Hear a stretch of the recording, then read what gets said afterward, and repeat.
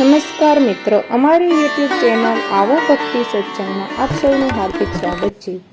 તો મિત્રો, આપણે આજના વિડીયોમાં ગરુડ પુરાણનો અધ્યાય 11મો 10 ગાત્ર વિધિ નિરૂપણ વર્ણન તે સાંભળવાના છે.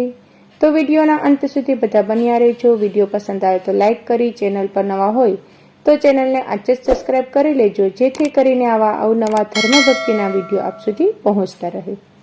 તો હવે મિત્રો, આપણે 10 ગાત્ર વિધિ નિરૂપણ વર્ણન અધ્યાય 11માં શરૂઆત કરીશું. ઓમ નમો ભગવતે વાસુદેવાય નમઃ. 10 ગાત્ર વિધિમ બ્રૂહિ કૃતે કી સુકૃતમ ભવતે પુત્રા ભાવેત તુકઃ કુર્યાદિતિ મે વદ કેશવ. ગરુડજી બોલ્યા, હે શ્રી હરિ, મને 10 ગાત્ર નામનું કર્મ સમજાવો અને તે કરવાથી કઈ ફળ પ્રાપ્તિ થાય છે તે પણ કહો. વળી પુત્ર ન હોય તો આ વિધિ કોણ કરી શકે તે સઘળું વિસ્તારપૂર્વક જણાવો. ત્યારે ભગવાન શ્રી હરિ બોલ્યા, હે ગરુડ, હવે 10 ગાત્ર વિધિ બતાવું છું. સુપુત્ર તે 10 ગાત્ર વિધિ કરે તો તેના પિતૃઋણમાંથી મુક્તિ મળે છે. પુત્રએ દુઃખનો ત્યાગ કરીને ધૈર્યપૂર્વક અંતઃકરણને નિયંત્રણમાં રાખીને આંખોમાં આંસુ લાવ્યા વિના પિતૃનું પિંડદાન આદિ કર્મ કરવું. બાંધવાદિક લીટ કે આંસુ પાડે તો તે પ્રેતને ચોક્કસ ભક્ષણ કરવા જ પડે છે. તેથી નિર્થક શોકમાંથી મુક્ત થઈ વિમુખ બનવું. તેનું કારણ એ છે કે રાત્રિ દિવસ હજારો વર્ષ સુધી તેની પાછળ ખેદ કરો તો પણ મૃતક ફરી દેખાવાનો નથી. આથી શોક કરવો નહીં. જેનો જન્મ થયો છે તેનો નાશ જરૂર થવાનો જ છે, તથા મૃત્યુ પામનારો ફરી ક્યારેક જન્મવાનો જ છે. આ પ્રમાણે બે રીતો સનાતન સત્ય હોવાથી તેના શોક માટે શોક કરવો નકામો છે. તેની નિવૃત્તિ અર્થે દૈવી કે માનવીય એવો એકેય ઉપાય નથી કે જે કરવાથી પ્રાણી મૃત્યુ પામીને ફરીથી મળી શકે. જો મૃત્યુ દુઃખના ઉપાયો હોત તો નર જેવા રાજા, રામકૃષ્ણ જેવા ભગવાન તથા ધર્મરાજા આદિને દુઃખોમાંથી મુક્તિ અવશ્ય મળી હોત. કોઈ કોઈનો સાથ હંમેશા આપી શકે એવું નહીં. હું પણનું અભિમાન આ શરીર સતત રાખે છે, પણ શરીર જેમ ત્યાગીને જાય છે તેમ અન્યનો સાથ હંમેશા ન રહે તેમ મનમાં જાણી લેવું. જેમ પર્તિક માર્ગમાં વૃક્ષની છાયામાં બેસીને વિશ્રામ પામીને ચાલવા માંડે છે, તેમ આ સમસ્ત પ્રાયશ્ચિત પદાર્થોને ભોગવીને તેને ત્યજીને એક દિવસ તો જવાનું જ છે તે નક્કી માનજો. સુગંધિત પદાર્થો દ્વારા તૈયાર થયેલ રસોઈ સાંજ પડતા જ રસહીન થઈ જાય છે, તેમ અન્નથી પુષ્ટ થયેલ આ શરીર નિત્ય રહી શકતું નથી. સમસ્ત દુઃખોનું નિવારણ ફક્ત જ્ઞાન જ છે. એવા વિચારોનું ચિંતન કરતા કરતા અજ્ઞાનથી ઉત્પાદિત થયેલ શોક ત્યજી પુત્રે પિતાની ક્રિયા કરવી જોઈએ. પુત્રહીન હોય તો પત્નીએ તે ક્રિયા કરવી. પત્ની પણ ન હોય તો નાના બંધુએ કરવી. બંધુ ન હોય તો મૃતકના શિષ્ય કરવી, યા તો કોઈ પિતરાએ કરવી. કોઈ પુરુષ પુત્રહીન હોય તો તેના નાના મોટા ભાઈના પુત્રે 10 ગાત્ર કર્મ કરવા. ઘણાય પિતરાઓ હોય અને તેમાંથી કોઈ પુત્રવાળો હોય તો તે પુત્રથી સમસ્ત પિતરાઓને પુત્રવાન ગણાય છે. તેવું ભગવાન મુનિએ જણાવ્યું છે. એક પુરુષને ઘણી પત્નીઓ હોય પણ તેમાંથી કોઈ એક પુત્રવાળી હોય તો તે સઘળી પત્નીઓ પુત્રવાળી જ ગણાય. જો બધા ભાઈઓ પુત્રહીન હોય તો તેમના મિત્રોએ પિંડદાન કરવું, પણ ઉત્તર ક્રિયાનો લોપ કરવો જોઈએ નહીં.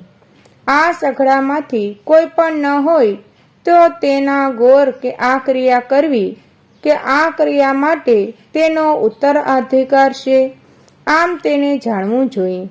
કોઈ સ્ત્રી કે પુરુષ પોતાના હિતુજ મિત્રની ક્રિયા કરે તો તેને અનાથ પ્રેત સંસ્કાર કર્યાના કારણે કોટી યજ્ઞના ફળો પ્રાપ્ત થાય છે. હે ગરુડ, પિતાના દસગાત્રી કર્મ પુત્રે કરવા, પણ મોટા ભાઈ મરણ પામ્યો હોય તો નાના ભાઈએ દસગાત્રાદિ કર્મ કરવું નહીં, પણ બીજા પાસે કરાવવું જોઈએ. જો કોઈ પુરુષને ઘણા બધા પુત્ર હોય તો આખી વિધિ સૌથી મોટા પુત્રે કરવી. દસગાત્રાદિ કર્મો તથા અન્ય 16 શ્રાદ્ધ પણ મોટા પુત્રે કરવા. જો ધન સંપત્તિના ભાગ વેચીને જુદા થયા હોય તો પણ ઉપરના સર્વ કર્મો મોટા પુત્રે જ કરવા, પણ સ્વદરાતી શ્રાદ્ધ તો સૌના ઘરે જુદા જુદા કરવા જોઈએ. મોટા પુત્રે ભક્તિપૂર્વક દસગાત્રાદિ કર્મો ભક્તિ તથા શ્રદ્ધાપૂર્વક કરવા જોઈએ. હે ગરુડ, એ કર્મોના ફળ રૂપે શું પ્રાપ્ત થાય છે તે હવે સાંભળો. એકવાર જમનારો, ભૂમિ શયન કરનારો, બ્રહ્મ ચિંતનમાં મગ્ન રહેનારો તથા પવિત્ર જીવન ગાળનારને 7 વખત પૃથ્વીની પ્રદક્ષિણા કરવાથી જે ફળ મળે તેટલું જ ફળ મા બાપની ક્રિયા કરવાથી મળે છે. 10 ગાત્રા કર્મોની આરંભની અંત સુધીની સમસ્ત ક્રિયા વર્ષ દરમિયાન પૂરી કરનારને ગયા શ્રાદ્ધ કરવાનું ફળ પ્રાપ્ત થાય છે. 10 ગાત્રા આ કર્મ વિધિ આ રીતની છે. કૂવો, તળાવ, બાગ તેમજ તીર્થ તથા દેવાલયના કોઈ પણ સ્થળે જઈ મધ્યાહન કાળે મંત્રહીન રહીને સ્નાન કરવું. ત્યાર પછી પવિત્ર થઈને વૃક્ષની નીચે દક્ષિણ દિશામાં મોં કરીને બેસવું. ત્યાં એક ઓટલો કરીને ગાયના સાણથી લીપન કરવું. ત્યાં એક પાંદડા પર દર્ભની કૌશિક નામની બ્રાહ્મણની સ્થાપના અને તેને પાદાર્થિક ઉપાસરો અર્પણ કરવા. તેને અતસી, પુષ્પ, શંકાશ આ મંત્રથી નમસ્કાર કરવા. તેની સમક્ષ પિંડ માટે દર્ભાસન મૂકવું. તેના પર નામ અને ગોત્રાચાર કરીને પિંડને આપવો. આ પિંડ રાંધેલા ચોખા કે જવના લોટનો હોવો જોઈએ. તે પિંડ પર ભાગરા, સંતન તેમજ પુષ્પો ચડાવવા અને તેમને ધૂપ, દીપ, નિવેદ, તાંબુલ તેમજ દક્ષિણા સમર્પિત કરવા. જળ દૂધ મિશ્રિત કરી એક પાત્રમાં ભરીને તેમાં અન્ન ભેળવીને કાગડાઓને નાખવું જોઈએ અને પ્રેતના નામનો મંત્રસાર કરીને તલ વડે અંજલિ આપવી.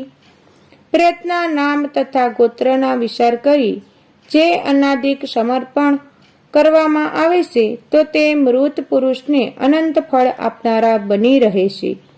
મૃત્યુ પામનારના દિવસથી સપેડ સુધી પ્રેત શબ્દનો ઉચ્ચાર કરીને દાન આપવું જોઈએ. પછી ભલેને તે પ્રેત પુરુષ હોય કે સ્ત્રી, પ્રથમ દિવસે જ દવ્યયાની પિંડ કે જેને સરુ કે દુગ્ધ કહેવામાં આવે છે તે પદાર્થ કે અન્નના પિંડો આપ્યા હોય તો તે 9 દિવસ સુધી આપવા જોઈએ.